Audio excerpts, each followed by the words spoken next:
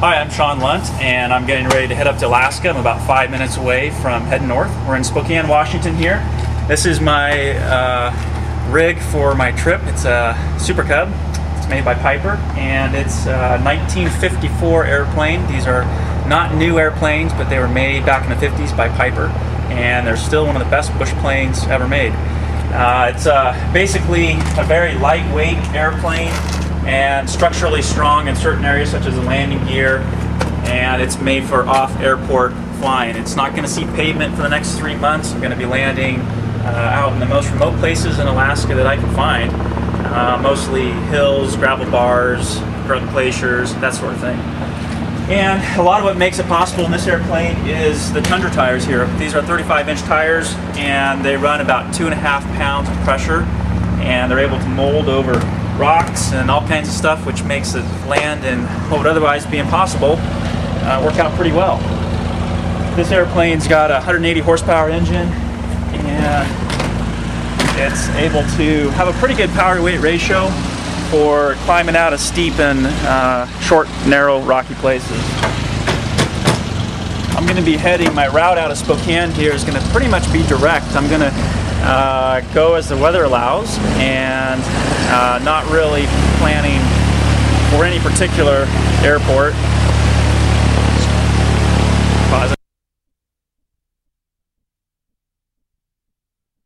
Flying out in the remote bush has a number of challenges. One of them is having enough fuel, and this airplane I've equipped with an underbelly bush pod, which carries quite a bit of extra fuel. And as I fly along, I'm able to land at various places and transfer fuel over so that I can supplement the amount of fuel that's actually in the wing tanks. And it's not always easy to know where fuel is going to be, even at some of the airports in Alaska. They don't always stock fuel consistently, so having extra fuel and oil along is something that has to be done to keep you from getting stuck way out in the middle of nowhere. Got a few other things I like to take for gear on this plane for survival. Pretty much have to plan to live where you are at any period of time if there's a maintenance problem or weather issues force you down. Up in Alaska, there's not very good weather reporting. The stations are hundreds of miles apart, and they're only fair at best for the actual reporting services. So I carry a high-performance single-wall mountain climbing tent, waterproof, and enough food for about 3 weeks, a water filter, and survival gear. I try to keep a lot of my gear lightweight so that the airplane will perform better. Some of the things I don't skimp on are like an axe, which is something I actually need to use if I need to make a bridge, if I'm walking out, or cutting the airplane out if there's a problem, if the unforeseen should happen. The other types of equipment I have would be my bear repellent, and this is a 45-70 rifle. It was the same that was adopted by the U.S. Army in 1873. However, this one's been modified by a custom shop out of Anchorage, Alaska. It's a 457 Magnum, has quite a bit more firepower, and this is what I consider my bear repellent. You point this end at what you want to repel. Okay, we've even got some treats.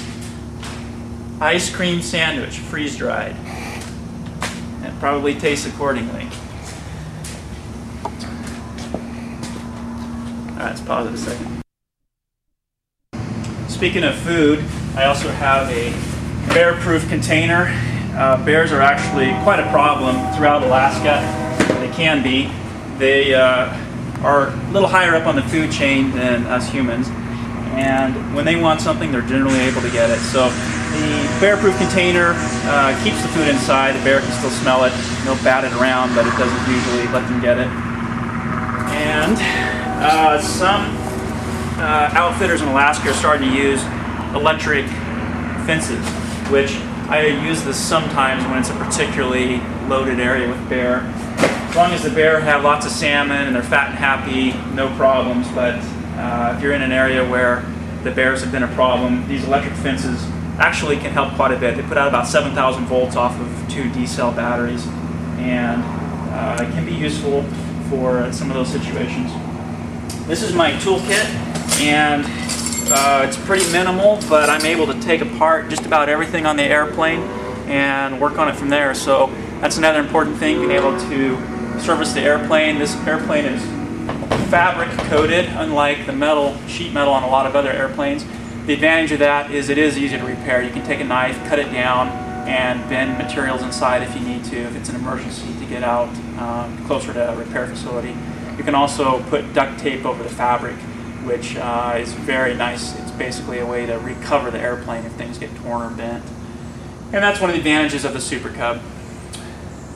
So I'm about 5 minutes from heading out, and I'm going to pretty much take a direct route to Alaska. This is not a fast airplane. Among its other attributes, speed is not one of them. So it'll take me a couple days to get up there, and I'll basically go as far as the day allows, the daylight, the weather, and you have to be very adaptable in this type of flying. And if you get to some point where the weather closes down, it's snowing or foggy, then you have to have the judgment to land and camp, call it a night, and wait for the weather to improve. So I'm headed up there. It's a last great frontier. It's an incredible mecca for this type of bush flying. There's no other place like it. No cities, power lines, and you're at liberty to just explore, land on glaciers, hike back in ravines, gravel bars. It's just a playground for this kind of stuff, and it's not without some risks, of course, but then again, that's what makes us feel like living, is when we are able to do this kind of stuff. So, see you later.